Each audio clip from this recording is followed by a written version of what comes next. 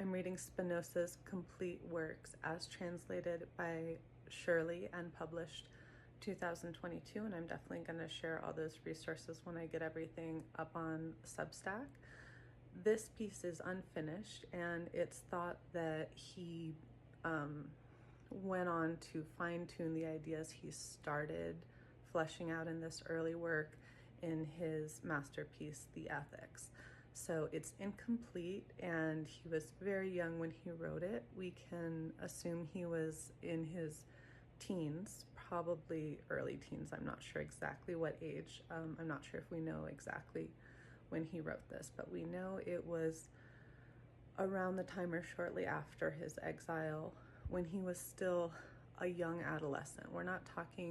I'm not talking 25, 30 is still an adolescent. I mean, he was still a teenager. And I think people need to remember that he was a child when he was exiled and forced to go on this path of self-discovery. I only suspect that this excerpt is a reflection on Spinoza being exiled from his community. And I also want to point out that this makes me think it's not so much that his ideas got him exiled, although that is also true, but I also see in this excerpt a strong indication that the exile forced him into a situation that he had to adapt in order to survive. And so part of what shaped him, I believe, is how he responded to this trauma.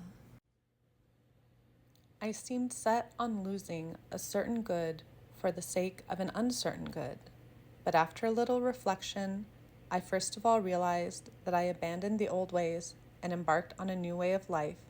I should be abandoning a good way that was by its very nature uncertain, as we can clearly gather from what has been said, in favor of one that was uncertain not of its own nature, for I was seeking permanent good, but only in respect of its attainment. Then persistent meditation enabled me to see that, if only I could be thoroughly resolute, I should be abandoning a certain evils for the sake of a certain good.